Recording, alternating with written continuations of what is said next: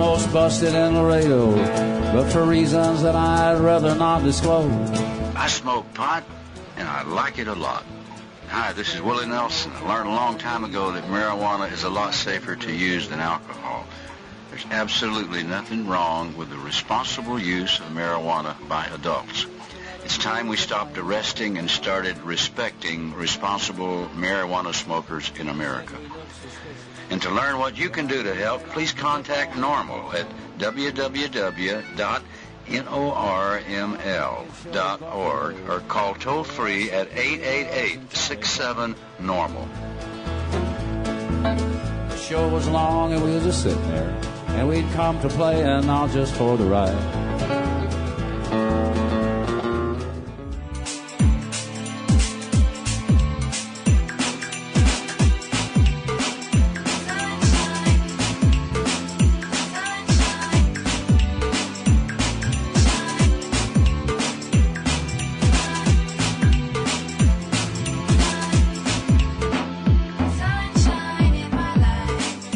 And distributed by the National Organization for the Reform of Marijuana Laws in Washington, D.C. This is your daily audio stash, the growing truth about cannabis. Welcome to the most popular audio podcast regarding marijuana in all of America and all the world, featuring interviews with scientists, politicians, doctors, prohibition policy activists, regular cannabis consumers, musicians, and NORML staff and NORML's board of directors, along with music and comedy no other podcast can offer.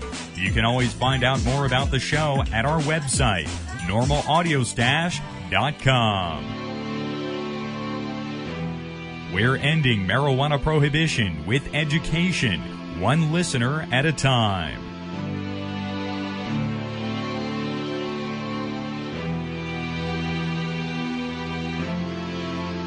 Welcome back here to the Audio Stash today. It is Tuesday, November 13th. I'm your host, Chris Goldstein. Take a moment to join us here at NORML. Help us end marijuana prohibition in America. Just visit NORML.org to make your donation or join NORML today. Folks, we have a great show for you here today, our Government at Work special. We're going to speak with Ryan Davidson from the Liberty Lobby of Idaho. He's the one who arranged those ballot initiatives in Haley, Idaho. 3 of 4 passed. We'll talk with Ryan today about those ballot initiatives' successes last week on Election Day. Also in the program today, we're going to speak with NORML's senior policy analyst, Paul Armentano. Paul was in California testifying before an assembly subcommittee on driving under the influence laws in California. They're looking at changing around the detection guidelines out there, and Paul was called as an expert witness to testify. We're going to read some of his testimony today, talk with Paul about that DUID law in California, and also discuss with Paul what it's like to testify before such a powerful state house in the country. All that's here today in your free stash, NORML's Daily Audio Stash. Make sure to tune in every day. Tomorrow we've got Dr. Mitch Earlywine in our regular Wednesday Cannabis Science segment. We're also going to have another free stuff giveaway in the program tomorrow for all you free stuffers out there. So great stuff all week long here on NORML's Daily Audio Stash. Again, make sure to tune in every day. Let's get to our first segment today in our Government at Work Tuesday special. Let's go out to Idaho.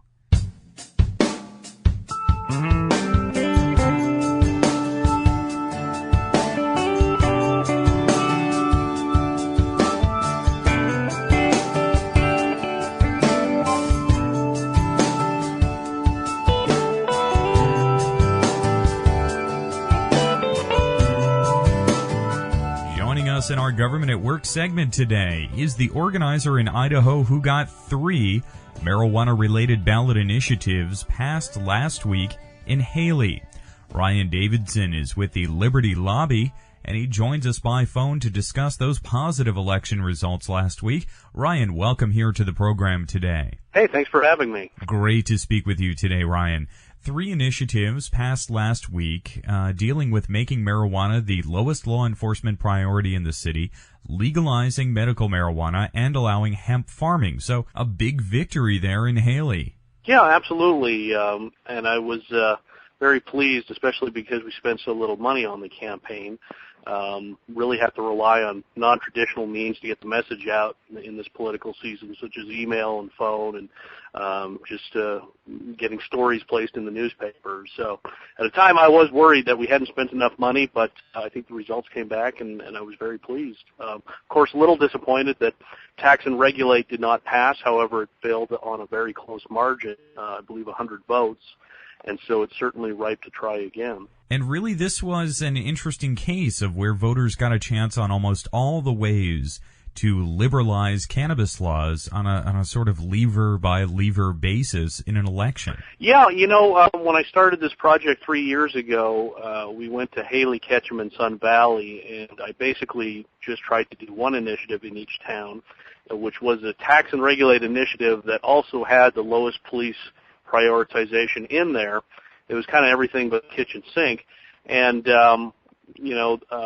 this year I sort of looked, stepped back and said, well, maybe some people don't want to vote for Tax and Regulate. Maybe they're not ready for that.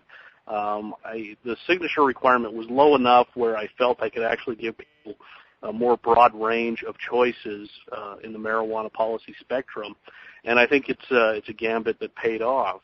If I had just done Tax and Regulate, then it probably would have lost. But now we have 3 initiatives passed that do send a very strong message, just not as strong as I would have liked, but I do think that it's a good indication that sometime in the future Tax and Regulate would be able to pass there. And Ryan, how will the new ordinances be implemented in Haley? I haven't heard anything from the city yet. I think everyone's just sort of, keeping their cards hidden right now as to what they're going to do. The city could attempt to repeal them, amend them, or they could just try to work with me and get these initiatives enacted and actually working. So what happens right now, I don't know. The ball's in the city's court, and we're going to wait and see. Now, Ryan, some of the media was certainly positive about the campaign, and on Election Day, voters seem to really be in tune with these proposals. Yeah, virtually everyone I had talked to was positive on the issue. We had a couple of big supporters up there, locals who knew, dozens and dozens of people and were reporting to me that everyone that they talked to were positive about it. So anecdotal evidence certainly suggested that it would pass. Of course, the vote was fairly even. It was, around 54% to 51% for some of the initiatives. So there was a large number of people who didn't vote for these, split fairly evenly 50-50. But I think in such a controversial policy area such as marijuana legalization, to have 50% of the voters support 3 initiatives it's just a great sign. Now, when people think about marijuana liberalization, they think of perhaps Madison, Wisconsin, or Oregon, or Seattle, definitely California. But, Ryan, is Idaho starting to come around in this area as well? Boy, the traditional wisdom would say that Idaho would probably be the last state in the union to pass a state initiative to, even allow medical marijuana. And that was sort of the feeling I have as a resident here, but I don't know. I look at the results in Montana and see that they've passed medical marijuana at the state level. I see that they've passed deprioritization in Missoula, and so it's one of those things where I would just love to get it on the statewide ballot to see what happens, because then you would finally know what the people of Idaho want. At this point, I would say that it wouldn't pass, but then what do I know? Now, what's marijuana culture like in Idaho? Are there hemp festivals and the like? It almost seems virtually non-existent. There are no hemp fests or anything like that really happening. No big events. I mean, there's certainly little small events here and there, but the state media is usually dismissive of those types of things. This was the first initiative that had ever gotten on the ballot in Idaho dealing with marijuana policy. So, in that respect, I'm, I guess, a little bit of a trailblazer. So hopefully this will lead to larger discussions. I really did want to get the public talking about this issue, because it's just not talked about that much up here. So, hopefully this can kickstart something. But so far, Idaho has been fairly quiet on the marijuana policy issue. A couple of times we've had one state representative from Moscow, Idaho, which is a more liberal college town, introduce a hemp farming bill in the state legislature, and it's been there 2 or 3 times, and I know that every single time it can't even get out of the committee hearing. So no, there certainly wasn't an issue that was on the the state media's radar, I think, prior to these initiatives on the Haley ballot. And is there some particular sentiment in Haley that showed this support among voters last week? Well, when I began to start this process in 2004, I had gotten a grant from MPP, and the purpose was basically to go city by city, pass these initiatives, and eventually build enough support to do a state initiative. I just basically had to pick the cities that I thought would be the most amenable to passing these types of initiatives. And so I chose Ketchum, Haley, and Sun Valley. As you might know, Sun Valley is home of the world-famous Sun Valley Ski Resort, a place where a lot of Hollywood celebrities have second homes. There's a conference every year where all the big media moguls come down to Sun Valley. A lot of millionaires have their second homes up there. And so it was sort of, well, it was actually the only county who voted for the Democratic presidential nominee the last couple of times. So just looking at that, I thought that these would probably be these cities in Idaho that would be the most open to voting for these. When we went up there in 2004, all 3 cities refused to actually process our petitions in violation of law. At that point, MPP yanked our funding, which left us in a fairly precarious position. However, I felt it was an important enough issue, and I sued all 3 cities on my own dime, representing myself. We actually lost all the initial lawsuits. However, I appealed them all. I won a decision against Sun Valley in the Supreme Court of Idaho, and that actually created a huge new precedent, which said that anyone in Idaho can put whatever they want on the municipal ballot, and the city cannot sue you or keep it off the ballot. Questions about an initiative's legality will not be decided until after it's enacted. Then I won a injunction from the federal court against the city of Haley because they were the only one that had a residency requirement for petition circulators, and that happened just in September. So the election date was quickly approaching, and I kind of lucked out because Haley had a very low signature requirement this year because of a low turnout at the last election. And I was incredibly lucky that I only needed 17 signatures to get it on the ballot, so we raced back to Haley to take advantage of that. I guess my instincts were right, and the voters did agree with us that the marijuana laws need to change. And Ryan, you mentioned the upcoming efforts, so it seems there's a bright future for cannabis reform there in Idaho. I certainly see Blaine County, as the starting point for this, and we definitely have eyes on going back into Ketchum now that we have taken advantage of the Supreme Court's generosity in letting the voters be able to do this.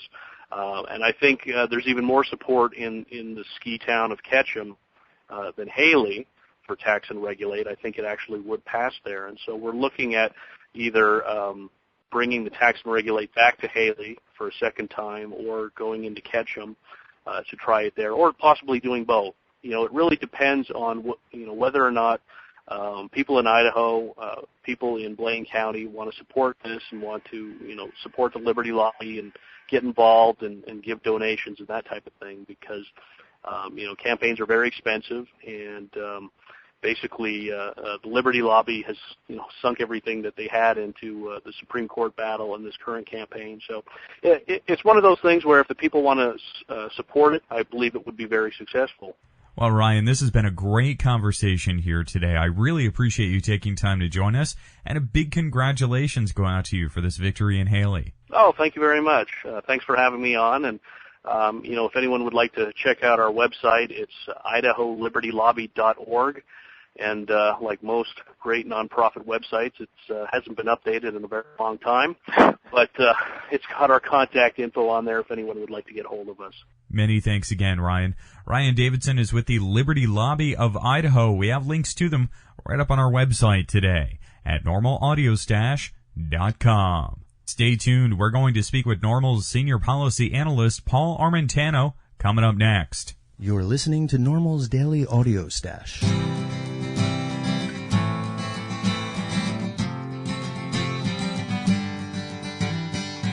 I'm holding the post, and I'm running for freedom. No political road, no, just a hunch of a feeling. Too old is the war, too young our redemption. Too sorry the state of the world, and it's too sorry to mention. Where there were those that would stand up and count themselves in for the whole. Now only rivers of money are washed by the hands that fight to own more. I'm nobody's choice, and I'm nobody's monkey, but I have a voice, and I know you don't want me. I'll say what I will, and I'll sing with conviction. There's a flag on the hill, peace wins the election. Where there were those that would stand up and count themselves in for the whole. Now only rivers of money are washed by the hands that fight to own more.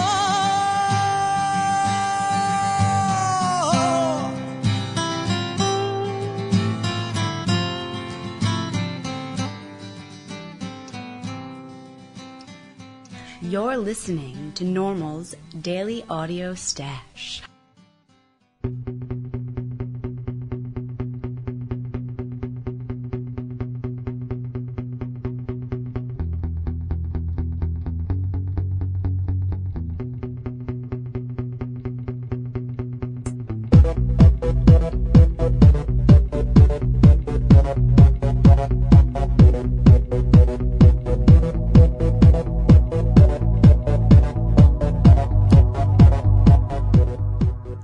Senior policy analyst Paul Armentano has authored hundreds of articles which have been published really around the country and around the world in hundreds and hundreds of newspapers and online publications.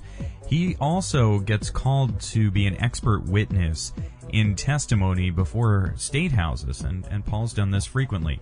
He was out in California this week testifying before an assembly subcommittee dealing with proposed new driving under the influence detection guidelines. Some of Paul's testimony, and we want to read some of this before we speak to him on the phone here. Here's some of Paul's testimony in dealing with this law. Under current state law, it is, quote, unlawful for any person who is under the influence of any drug to drive a vehicle, close quote. This is a multidisciplinary standard that focuses on the motorist's observed behavior and rightly punishes those drivers who are determined to have been impaired by their use of illicit drugs.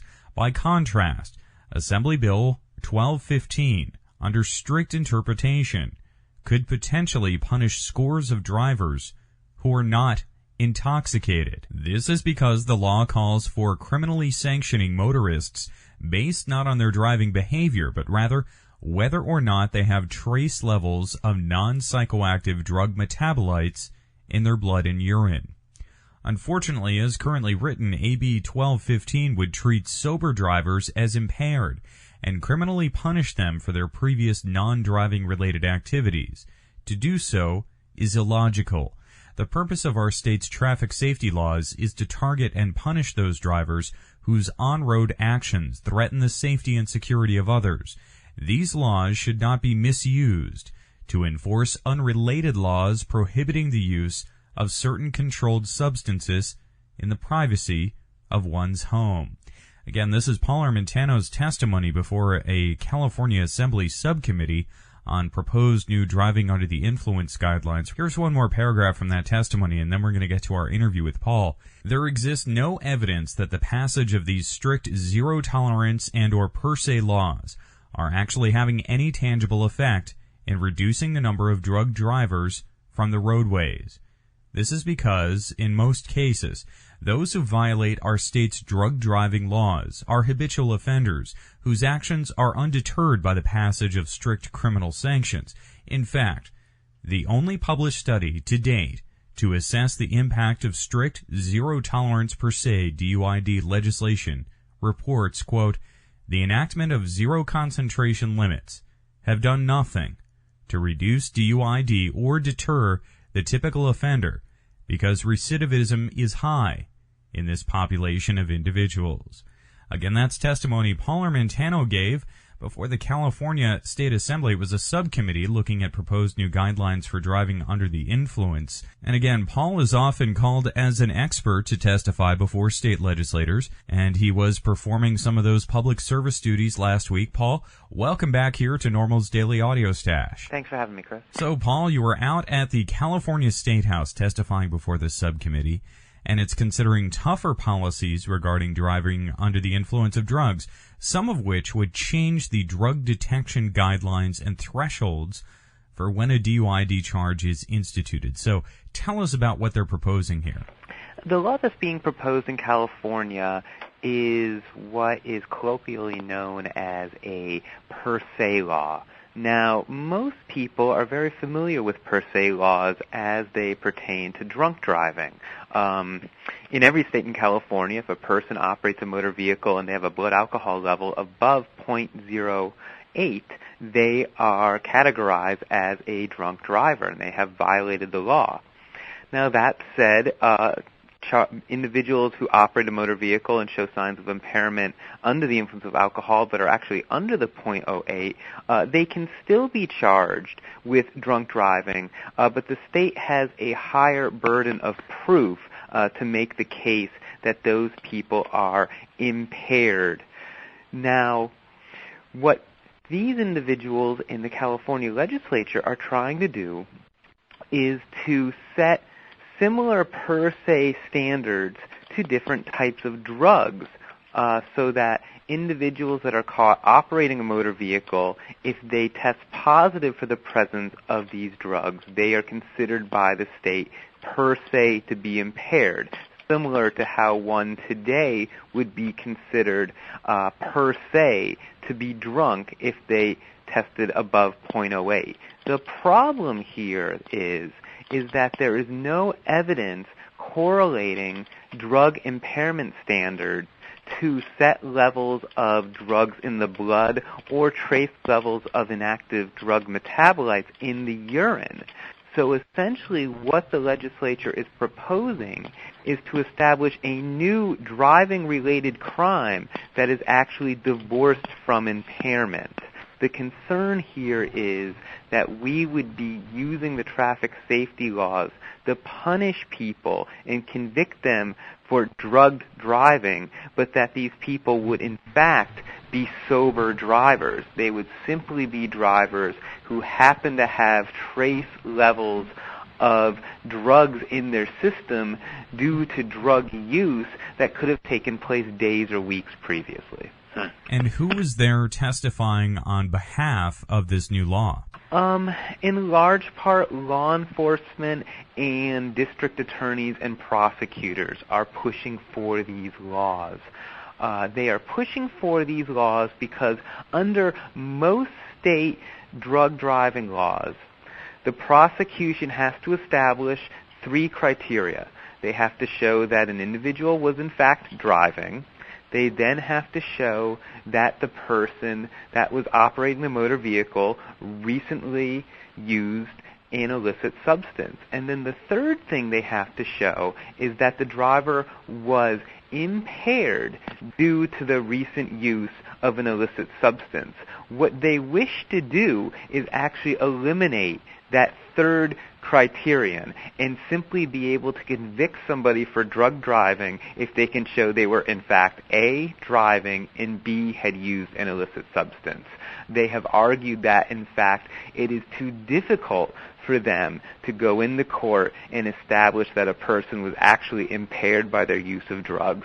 So they want to take impairment out of the equation and essentially misuse the traffic safety laws to convict people based solely on their status as an illicit drug user. And Paul, in this new change of policy, one thing that is missing is anything regarding cannabis, and that was on purpose. But there is talk of adding cannabis to this new set of DUID laws later. In this particular bill, no, the sponsor did not include cannabis. That is not because the sponsor in this case believes that individuals who use marijuana, whether it's recreationally or for medical purposes, should be exempt from the law, but I think he was acknowledging a political reality that this law, as introduced, is already controversial, and it would simply be made more controversial if he was to include cannabis into the mix. It would clearly have the possibility of adversely affecting a much larger population in California if it included cannabis. So for those reasons, he removed marijuana from the bill, but under this bill, when it was drafted initially, it was set to include marijuana, and in fact it was also set to be a zero tolerance per se law. What that would mean is that a driver who had any measurable level of an illicit drug or inactive drug metabolite would then be considered under the statute to be guilty of drug driving, whether or not there was any demonstrable evidence of impairment beyond the toxicology test. You mentioned the political backlash that really has cannabis out of the equation for now, but if they do pass the law and later try and add cannabis, won't there again be that public outcry and political backlash? Well, for political expediency's sake, the sponsor may believe that the best approach is to pass a law and then amend it later. We've seen in some states that have passed these type of laws. Naturally, most states have included marijuana, but some states have, in fact, excluded marijuana.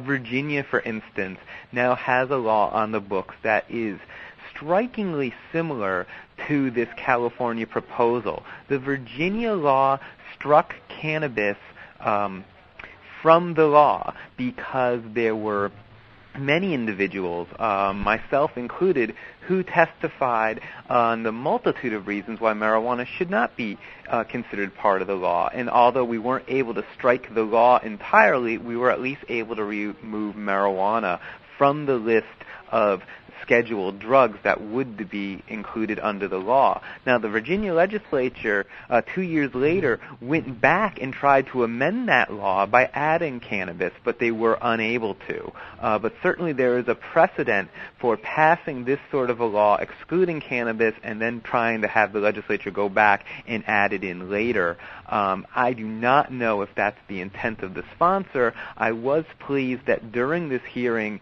he, on 2 separate occasions, did make it clear that he was not predominantly concerned about marijuana, and his primary concern was targeting drivers who may have used cocaine, heroin, PCP, and methamphetamine.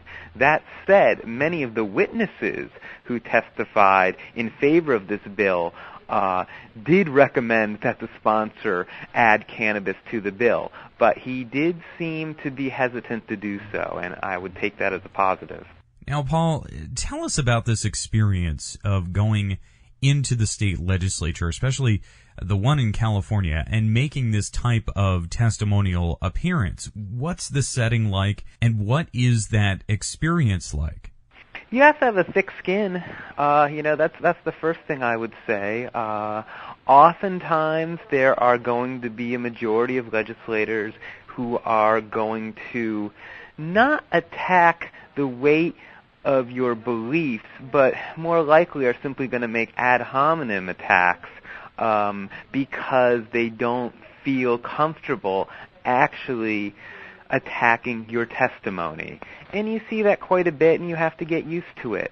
Oftentimes when you're testifying after law enforcement, you are following individuals who, without any science or factual basis, have given the committees very heartfelt stories about tragedies that they've seen in their, while working as a police officer. And they will say things like, if this bill can save even one child, then it's worth it. They really do pull at the heartstrings.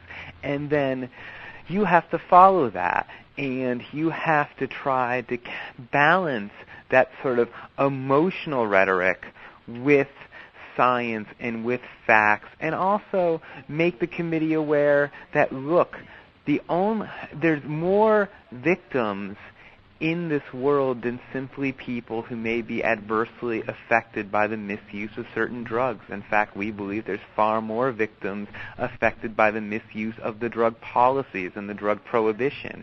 And you have to try to make the members of the committee see that, but it's not an easy task. And some of those attacks are pretty personal, I assume, given this is politics. Sure, almost all the time. One story that comes quickly to mind out of this most recent committee hearing just last week was the fact that the head of the California Narcotics Officers Association, as soon as I finished testifying, very sarcastically referred to me as Joe McCarthy. And I believe that analogy was made by him because in his mind, I had the audacity to actually bring scientific studies with me to back up my testimony.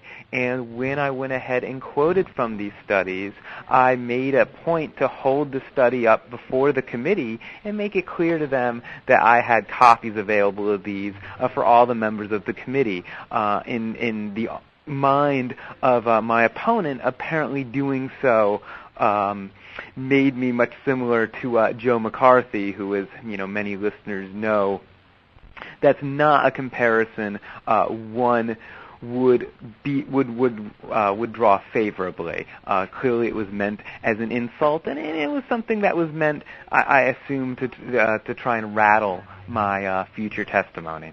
And Paul, what about NORML? Are legislators, especially in California, familiar with the name and the message? Well, it's certainly well known. It won't always receive the most favorable response from legislators, but the members of the California Assembly in particular are quite well aware of who NORML is, what it represents, and what our positions are.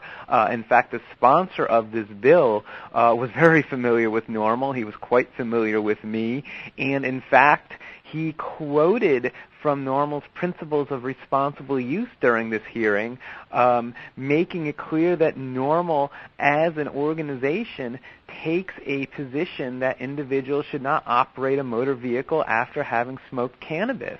I'm not quite sure why he made that point, because it seemed to undermine his own argument and add credibility to NORML, and I don't think that was his intention. But in fact, he did announce to the committee that NORML did have a policy that did not encourage marijuana smokers to go out and drive shortly after smoking. And I actually thought it was good that a California Assembly member that's proposing language regarding drug driving would be aware that NORML takes that stance.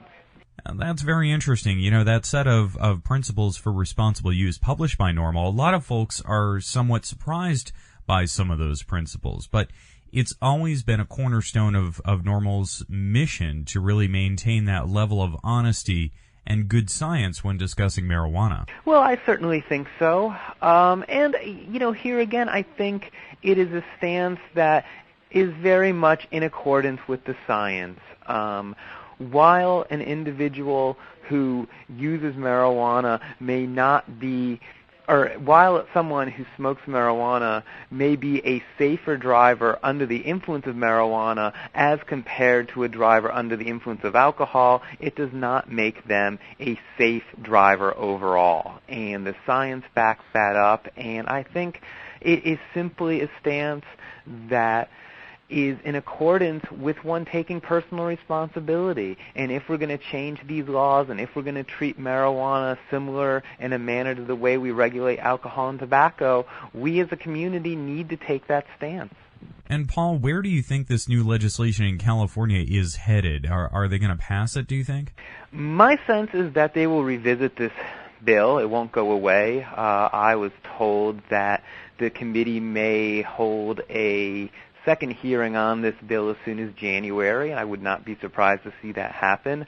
The X factor in all this is that the federal government is expected imminently to make public their own recommendations for what they would consider to be an ideal state law addressing this issue of drug driving.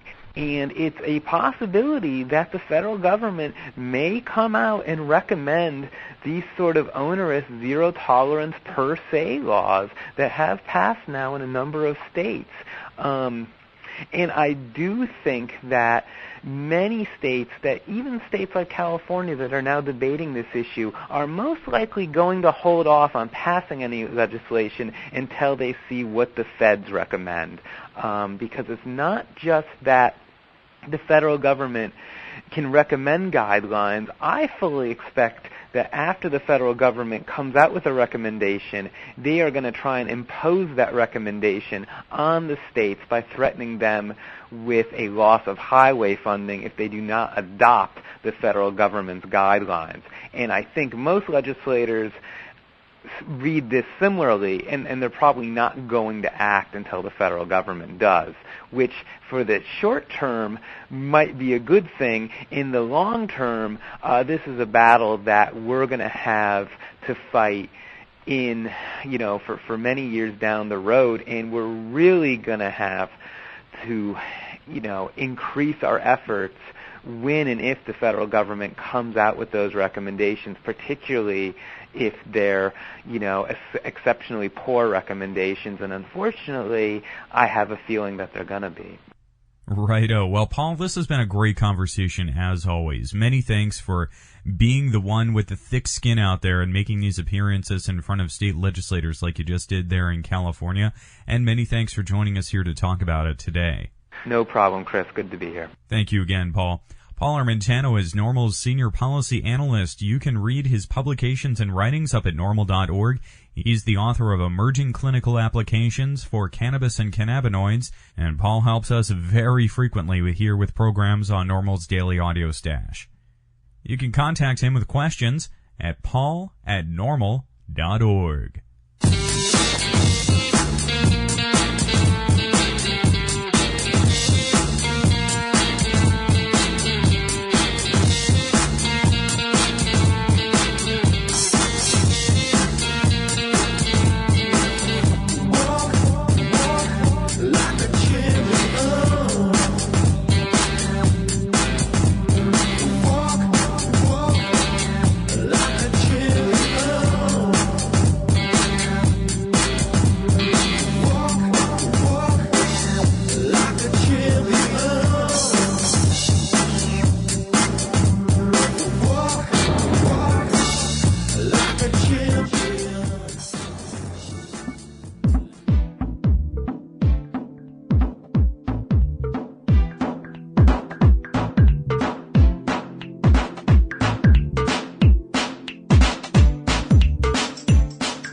Listening to NORML's Daily Audio Stash, the growing truth about cannabis.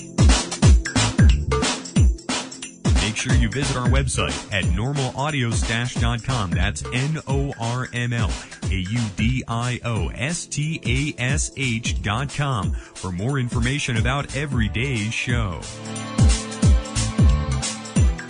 I'm your host, Chris Goldstein. Thanks for listening today. See you at 4:20 tomorrow.